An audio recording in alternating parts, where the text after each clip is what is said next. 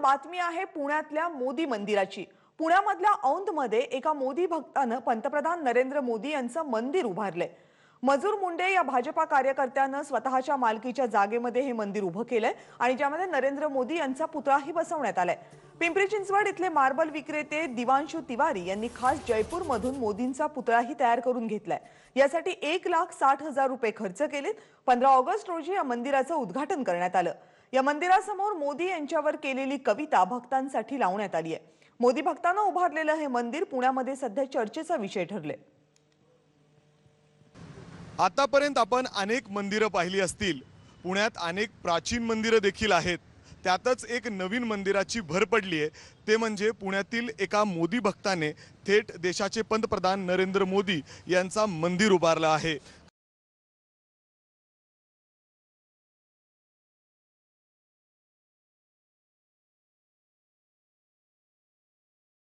खरं तर ज्यांनी हे मंदिर साकारलेलं आहे माझ्यासोबत आहेत मयूर मुंडे। सर, मला सांगा पहिले तुम्हाला ही संकल्पना कशी सुचली? का तुम्हाला असं वाटलं की तुम्ही थेट मोदींचं मंदिर या ठिकाणी उभारलंय? खरं तर गेली 20 वर्षापासून मी भारतीय जनता पक्षाचं काम करतो। एक कार्यकर्ता म्हणून काम करत असताना 2014ला मोदी साहेब देशाचे पंतप्रधान झाले आणि देशाचे पंतप्रधान झाल्यानंतर त्यांनी देशामधले अनेक जे प्रश्न होते, राम मंदिराचा प्रश्न असो, 370चा प्रश्न असो, 3 तलाकचा प्रश्न असो, अशा अनेक मुद्द्यांवरती त्यांनी अतिशय चांगल्या पद्धतीने निर्णय घेऊन ते धडाडीच्या निर्णयाने ते मुद्दे त्यांनी कायमचे मार्गे काढलेले आहेत। या फक्त एका विषयाचा मी एक कन्सेप्ट केला आणि मी असा विचार केला की ज्यांनी रामाचं मंदिर बांधलं त्यांचं सुद्धा एक छोटंसं मंदिर आपल्या स्वखर्चानं आपल्या जाग्यामध्ये असलं पाहिजे। एक छोटासा याच्या मागचं एवढंच उद्दिष्ट आहे फक्त। मला मोदी तिथं कॅमेरामध्ये बघायला मिळतात, ते इथं प्रत्यक्षात बघायला मिळतात, त्याचा एवढा आनंद आहे। गेली कालपासून मी बघतो साहेब 4-5 हजार लोकांनी याचे व्हिडिओ त्याचे फोटोज काढलेले आहेत। त्यामुळे तुम्ही आज माझ्यापर्यंत पोहोचलाय हे केवळ मोदी साहेबांची कृपा आहे। खूप कमी खर्चाला 1,50,000 रुपयामध्ये केवळ हे मंदिर तयार झालेलं आहे। तुम्ही ते कविता देखील या ठिकाणी बॅनर लावलेला आहे। काय कविता, काय सांगते ही कविता? या कवितेमध्ये मी तुम्हाला ते सांगतो की या कवितेमध्ये व्यापक रूप त्यांचं मी मांडलेलं आहे। त्या कवितेमधून तुम्हाला लक्षात येईल ते वाचल्यानंतर की त्यामध्ये मी सर्व समावेशक मुद्द्यांचा त्याच्यामध्ये समावेश केलेला आहे। त्यामुळे त्यांचं नेतृत्व जे आहे ते मी दाखवण्याचा प्रयत्न केला। मोदी माझ्या रक्ताचा थेंबाथेंबामध्ये नरेंद्र मोदी हे समावलेले आहेत आणि मोदीवरचं प्रेम माझं कधीही कमी होणार। खरं तर एक व्यक्ती त्याच्या कामातनं आपला आदर्श निर्माण करत असतो। या देशाच्या पंतप्रधानांनी अनेक असे मोठे मोठे कामं केलेत की ज्या कामातनं असं वाटलं की असा व्यक्ती या देशाला मिळणार नाही आणि मला असं वाटलं की आपण अशा व्यक्तीचं मंदिर उभारलं पाहिजे। कारण आपण मेल्यानंतर अनेक जणांचे मंदिरं उभारतो पण जनतेला ते माहीतच नसतं तो कोण आहे। त्यामुळं जिवंत माणसाचं मंदिर यासाठी उभारलं की सामान्य माणसाला देखील त्याला अनुभवता येईल। बनाने के बाद क्या होने वाला है तो मैंने वो जब उनका हिंदी मतलब जो कविता लिखी है वो हिंदी में ही लिखी है ताकि यहाँ पे आने वाले हिंदी हो या मराठी हो, वो एक मराठी आदमी हिंदी कविता पढ़ सकता है, इसलिए मैंने उसको मद्देनजर रखते हुए हिंदी में ही उसकी रचना की है। वो हिंदी में उनका व्यापक रूप सामने रखने की कोशिश की है। मैंने जो कविता उनके लिए लिखी है उसका मैंने टाइटल दिया है नमो, क्योंकि मैं तो नमो का भक्त हूँ तो दूसरा टाइटल मुझे वहाँ पे कुछ दिखाई नहीं दिया। उसमें मैंने उनकी एक पंक्तियाँ लिखी उनके लिए, वो मैं आपको पढ़कर बताता हूँ। रुको जरा, सबर करो, बोला धक्का बुक्की नहीं करने का, आराम से लेने का। व्यक्तीला देवत्व देणाऱ्या किंवा नरेंद्र मोदी यांचा भक्त असं म्हणून घेणाऱ्या एका निष्ठावंत कार्यकर्त्यावरती आज पक्षाचा राजीनामा देण्याची वेळ नक्की का आली हे समजून घेण्यासाठीच माझ्यासोबत आत्ता मुंडे स्वतः आहेत। मुंबई तक मध्ये तुमचं खूप खूप स्वागत। मी सर्व कुरिअरच्या माध्यमातून त्यांना पाठवलेले आहेत राजीनामे। देशाचे प्रधानमंत्री आदरणीय मोदीजी, गृहमंत्री आदरणीय अमित शहा, त्याचप्रमाणे JP नड्डा साहेब जे राष्ट्रीय अध्यक्ष आहेत आणि बावनकुळे साहेब जे प्रदेशाध्यक्ष आहेत, या सर्वांना मी कुरिअरद्वारे माझे राजीनामा पाठवलेला आहे। मी राजीनामा पाठवायचं मुळात हेच कारण होतं की मी गेली 20-25 वर्षाले जे काम करतो, ज्या पक्षाचं काम करतोय त्या पक्षामध्ये आज अक्षरशः अराजकता माजलेली आहे। इथं ठेकेदारांना एक न्याय आणि कार्यकर्त्याला एक न्याय अशी परिस्थिती निर्माण झालेली आहे। ज्या मतदारसंघाचं नाव छत्रपती शिवाजीनगर मतदारसंघ आहे, जिथं छत्रपतींचा आदर्श ठेवला पाहिजे, या प्रेरणेनं काम केलं गेलं पाहिजे, परंतु इथं तर हे कुठेही तीळ मात्र दिसत नाही। इथं तर ठेकेदारांसाठी काम केलं जातं। म्हणून ठेकेदार जर कार्यकर्ते बनत असतील तर मग निष्ठावंत कार्यकर्त्यांनी करायचं काय? निष्ठावंतांना डावललं जाते ही भाजपमधली एक साधारण राज्यभरातली का भावना आहे? म्हणजे ही फक्त तुमच्यावरती मर्यादित नाही बघा, म्हणजे तुम्ही मान्य करताल की नाही मला ते पण सांगा. नाही, तुम्ही म्हणताय ती गोष्ट अगदी खरी आहे. निष्ठावंतांवरती अन्याय होतोय हे दिसतंय. हे काय राज्यभरात होतोय, हे काय झाकू शकत नाहीये. कारण ज्या प्रकारे इतर पक्षातले लोक पक्षामध्ये घेतले जात आहेत याचाच अर्थ निष्ठावंतांवरती अन्याय होतो.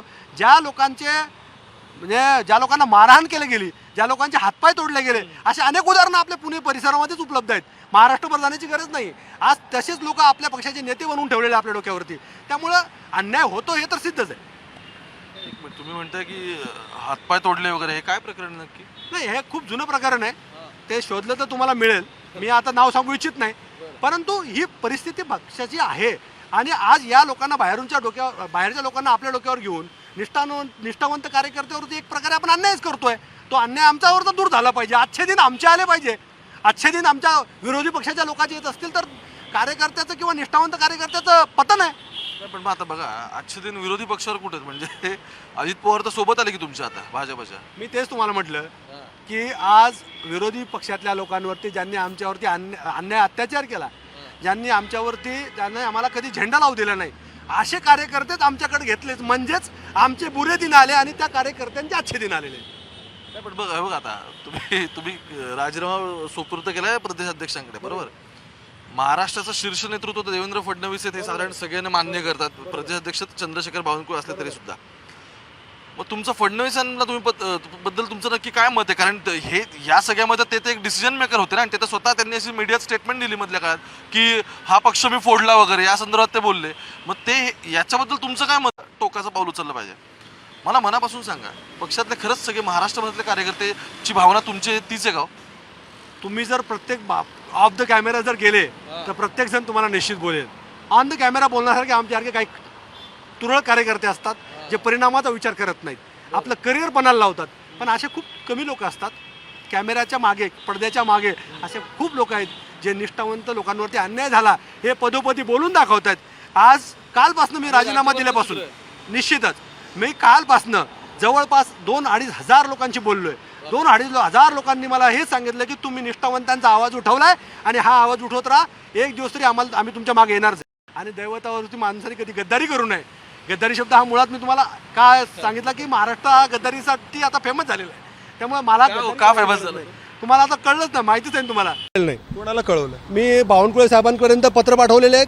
देशाचे प्रधानमंत्री आदरणीय मोदी साहेब जे माझं प्रेरणास्थान आहे त्यांच्यापर्यंत देखील मी याच्या सर्व लेखी माझ्या ज्या तक्रारी आहेत त्या पाठवलेल्या आहेत. परंतु मला तिकडनं काही उत्तर नाही आलं. मी जे पी नड्डा साहेबांकडे ह्या तक्रारी पाठवल्या आहेत, मी अमित शहा साहेबांकडे ह्या तक्रारी पाठवलेल्या आहेत. पण सामान्य कार्यकर्त्याच्या तक्रारीला जर उत्तर मिळत नसेल तर शेवटी सामान्य कार्यकर्त्याला पद सोडल्याशिवाय पर्याय राहत नाही, आणि तेच मी केलेलं आहे. नाही, पण मोदी जर तुमचे प्रेरणास्थान आहेत तर मग त्यांचा पक्ष का सोडताय तुम्ही?